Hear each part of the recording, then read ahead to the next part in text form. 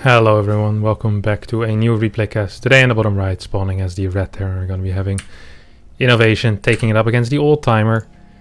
In the top left, DRG, indeed. I think he returned from the military recently. We've seen him play a lot, he's been playing well, managed to qualify for GSL. Been doing some work out there. And according to a lot of the Koreans, right now he's in absolute top shape. Doesn't surprise me. Dongre-gu, for the people that don't know him, is a true old-timer that, especially at the Wings of Liberty, throughout the middle of Heart of the Swarm, was a very, very top contender. One of the best Zergs, for sure. Now, he is back, and from what I've heard, he's in absolutely godly shape at the moment. Some people calling him one of the top 5 Zergs in Korea, which is no small feat, knowing which Zergs walk around there, of course, with Rogue, Dark, people like Solar, Ragnarok, and having your name be mentioned among those, I think, is always a big compliment. We see Dongre-gu scouting for any kind of proxy builds with his initial overlords, but doesn't really seem to be the case, as we don't really have a proxy there. So, you can't really find a proxy if it ain't there. Well, no, you can't. You actually can't. It's not possible.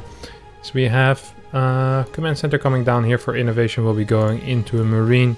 Wouldn't be surprised to see this just being standard up, followed with a standard factory reactor and into some kind of 6 Hellion Liberator or 6 Hellion Banshee build, which are extremely popular at the moment for Terran. Reaper makes its way across the map. Nightshade is one of the maps that, from what I can gather, is not very well liked by Zerg players because of these many ledges that there are on this map. As you see, INnoVation micro a Reaper to his heart's content. Getting a 1-ling already, might be able to get a second one actually. Will be able to get a missed target there, otherwise he would have been able to get the second. Now, these kind of ledges, the short rush distance, if you take the forward third, all make it a very nice map for Terran from what I have heard from Zerg players. Especially the 8-rack strategy of a 4 gas is a much hated strategy on this map. See Mew going for a little bit of a trip down to I'm not sure where Mews go when they disappear. I like to believe they go back to, like, they get collected by an SCV, get back into the command center, then get thrown down once they're repaired again. Sadly, I believe that's not quite the case. Might just leave his remains somewhere on this beautiful map called Nightshade, where we have 2 more Hellions on the way, and we see no stim being started yet. It is looking an awful lot like Banshees, ladies and gentlemen. It really is. Now, what information does Dongre-gu have so far? Exactly 0. This, in theory, could still be a 1 base. Now, of course, he knows it's not a 1 base, or at least he assumes it's not a 1 base, because these Hellions are so late.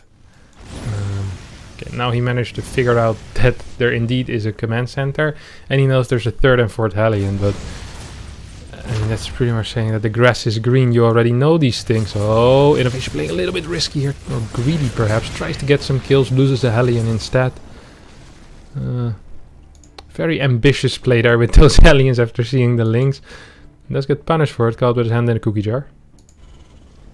We do have that first Banshee on the way. Now, a play that we see a lot recently is Terran saving up 2 Banshees, then flying them all around the map as a way of hiding that they have the Banshees.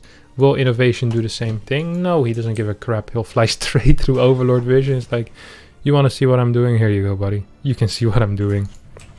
At the same time, Dongre-gu, of course, scouting with his Overlord. We'll be able to see the cloak, we'll be able to see the stim timing. Is he aware of the 3rd CC? No, he isn't, but by the barracks timing, he should be able to figure out that there indeed is a 3rd CC. Now, no extra E-base yet.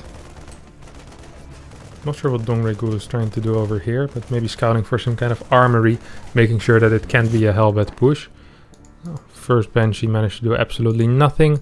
First Hellions managed to do, well, absolutely nothing as well. So a couple of links have fallen, of course, but not the hottest start here for INnoVation, who is the aggressor in this case and does want to do at least some kind of damage.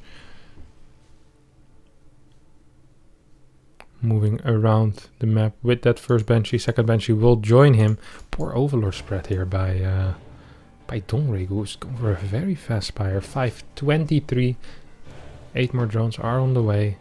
Hellions getting in position to try and do something. So this was a 4 Hellion build in total. Very impressive that he knows. Imagine if they come from the top.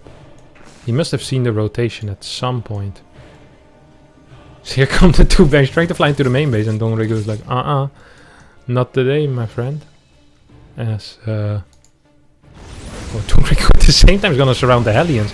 This is basically gonna deny all the map control that INnoVation ever had. And it's going to be so easy for him to deal with these Banshees that he only needs to worry about the threat of the Banshees. There's going to be a follow-up push, of course, with 2 medevacs. They are being pushed out. Stim has finished, combat shield is on the way. Perhaps he'll put a tank or 2, but yeah, in general, this is not quite what you want. As INnoVation, you want to be doing at least a little bit more damage. Queens moving into position, trying to deal with these Banshees, and these Banshees have 0 kills. These Banshees have cost so much, and they're gonna cost more if he wants to repair them. Now, Double Drop is moving out. Tank is most likely going to stay at home for now, because INnoVation doesn't have the Hellions to stay at home. So, round-bys are going to be a real threat here for him.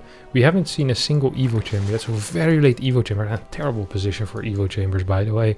That's absolutely awful. These are the... just build them when I feel like it, not this is a predetermined position that I thought about deeply. So you probably build them somewhere over here or over here.